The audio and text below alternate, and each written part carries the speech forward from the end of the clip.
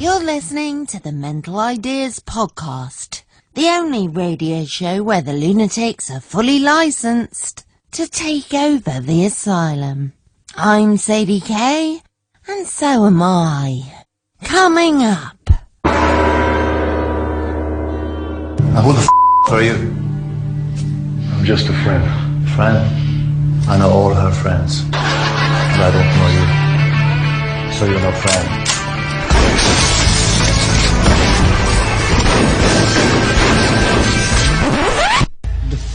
What is going on here?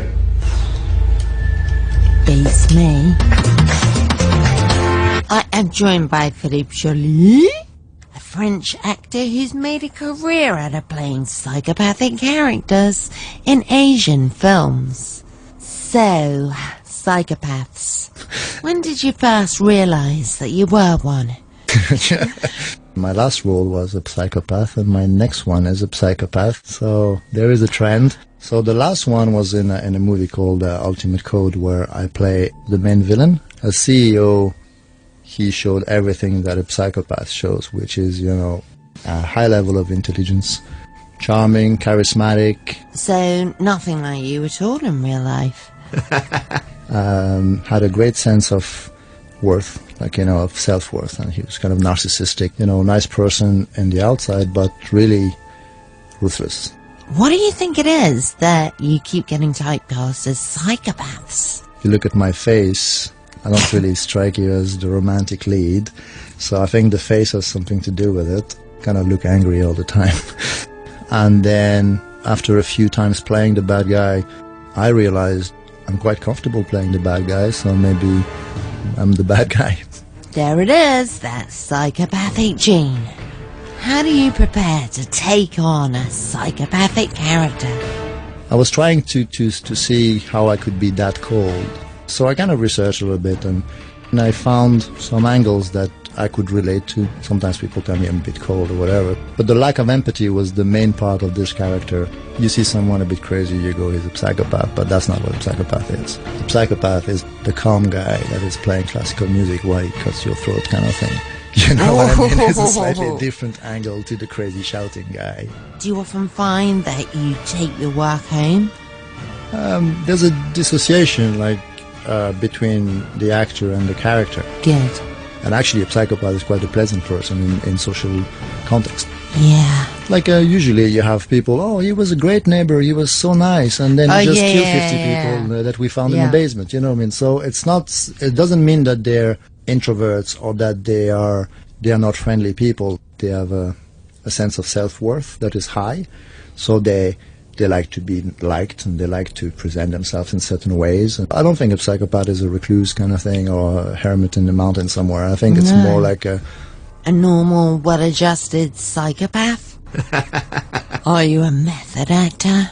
I'm not Daniel Day-Lewis going in the woods for 6 months eating stuff that I kill myself, whatever. But if I had to, I would do that for that role. Does it affect your dreams and stuff? Do you often have psychopathic dreams? There's a blurred line at the start when you are not able to dissociate that easily. Yeah. There's no switch on, switch off, or you don't know where that switch is. Ah!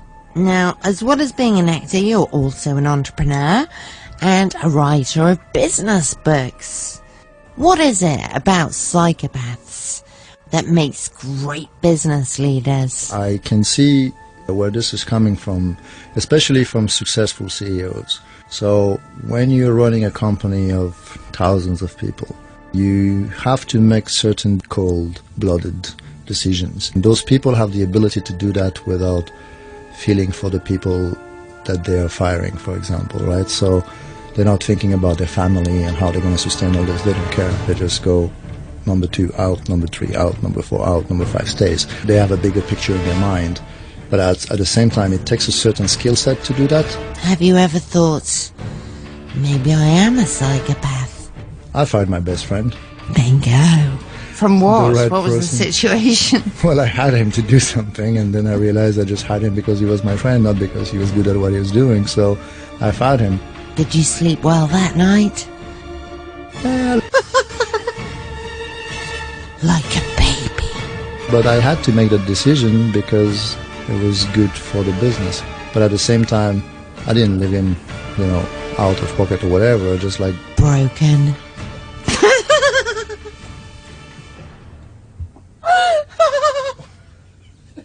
So sometimes you do that in a business context, sometimes you do that in a relationship, sometimes you do that in other contexts as well. You cut people off. You recently got out of a relationship.